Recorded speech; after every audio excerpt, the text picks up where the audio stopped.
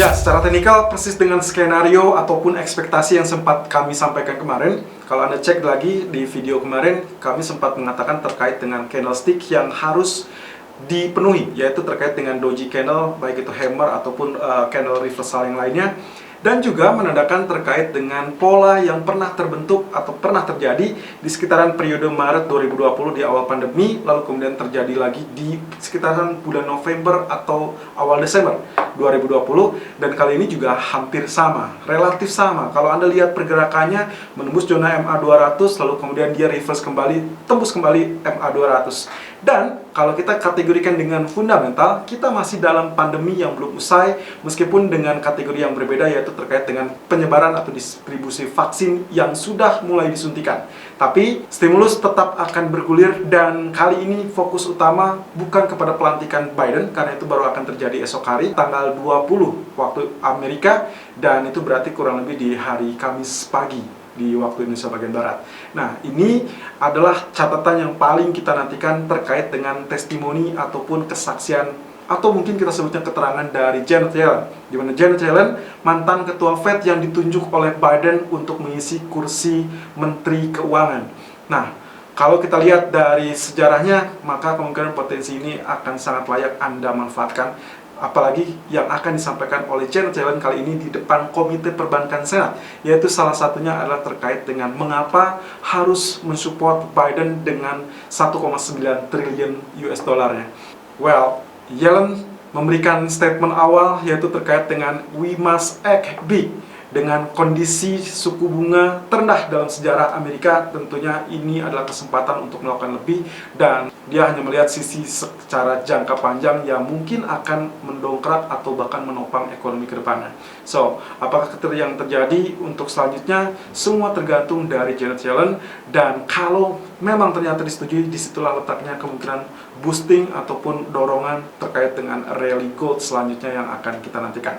So, kemungkinan penurunan kemarin yang terjadi, meskipun hampir mengancam zona 1800, saya rasa itu hanya sifatnya sementara, dan juga terkait dengan menjelang pelantikan Presiden AS. Dimana kalau kita lihat dalam sejarahnya, setiap menjelang pelantikan Presiden AS, kita melihat dolar justru mengalami penguatan. Tapi kali ini kita akan lihat apakah hal yang serupa akan terjadi lagi, atau kita akan mendapatkan apa yang kita inginkan terkait dengan pola yang pernah terjadi di bulan Maret dan juga awal Desember yang lalu. Technical View 19 Januari 2021. Irfan untuk Agrodana. Technical Outlook 19 Januari 2021, 11.45 waktu Indonesia bagian Barat, kembali dengan Outlook dari DXY terlebih dahulu. Dan ternyata lagi-lagi areal yang memang kita nantikan sebetulnya masih dalam zona Fibonacci retracement. Ya, silakan Anda lihat kembali materi yang sempat kita bahas dalam pertemuan kita webinar terkait Fibonacci retracement ya.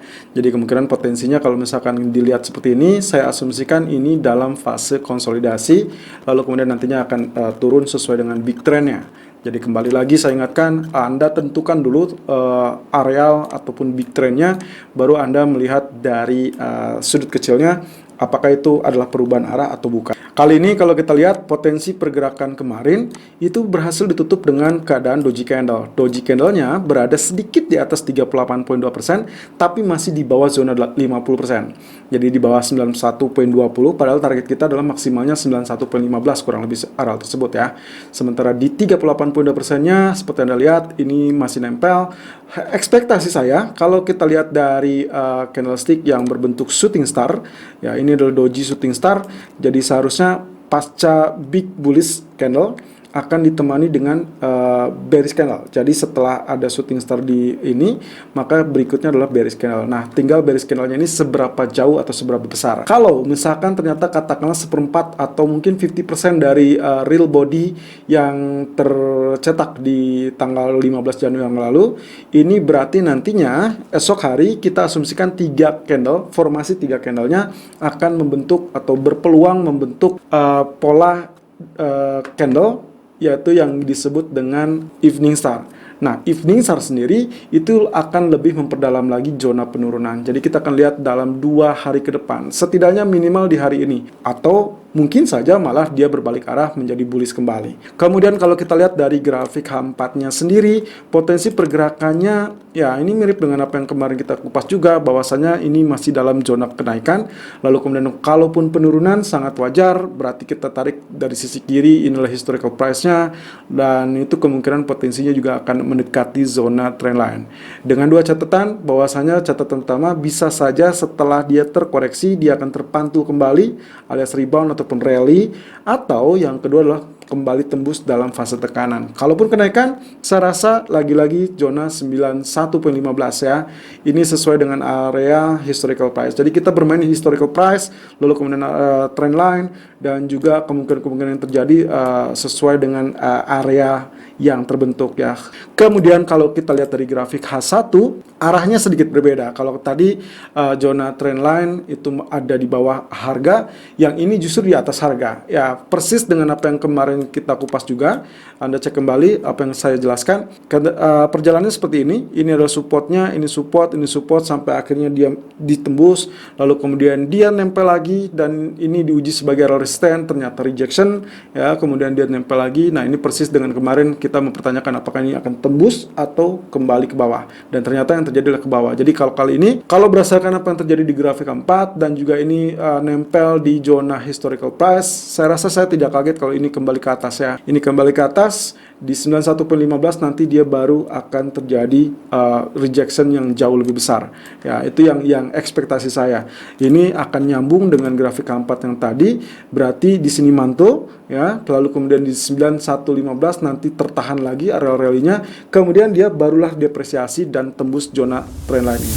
Technical view gold 19 Januari 2021 jam 11:50 waktu Indonesia bagian barat, high 1843 atau 1843.40 dan low 1835.90, running price 1839.00. Persis dengan apa yang kita ekspektasikan kemarin ya, skenario kita, ekspektasi kita melihat atau merujuk kepada pola yang sempat terjadi di bulan Maret yang lalu saat dia breakout dari zona MA200 menuju ke bawah atau penurunan.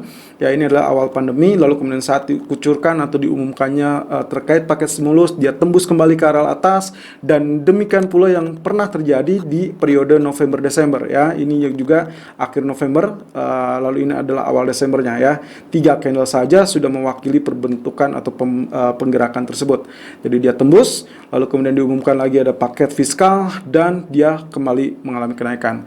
Nah, kali ini juga akan relatif sama. Apalagi kalau misalkan kemarin juga salah satu catatannya adalah ekspektasi saya adalah menantikan candlestick di hari kemarin harus ditutup dengan doji candle, baik itu hammer atau mungkin doji candle lain yang mensiratkan terkait dengan reversal. Ini dan ini ya, ini persis. Jadi kalau saya perbesar, Anda bisa lihat di sini, ini persis dengan apa yang kita nantikan.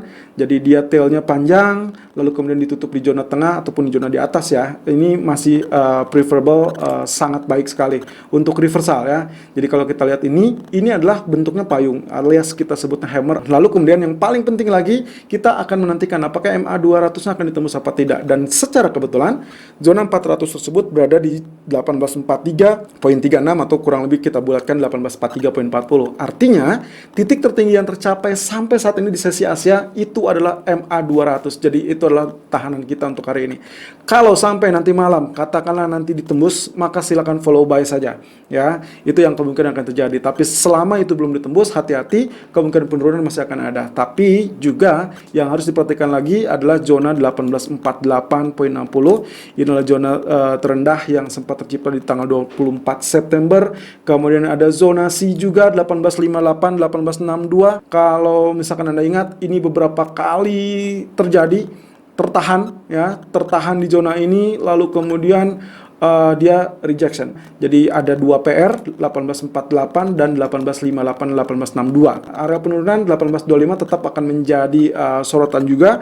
Lalu kemudian area terendah kemarin 1809 of course ya, tentunya di setelah 1825 itu ada area 1815 yang menjadi titik tengah atau psikologis juga.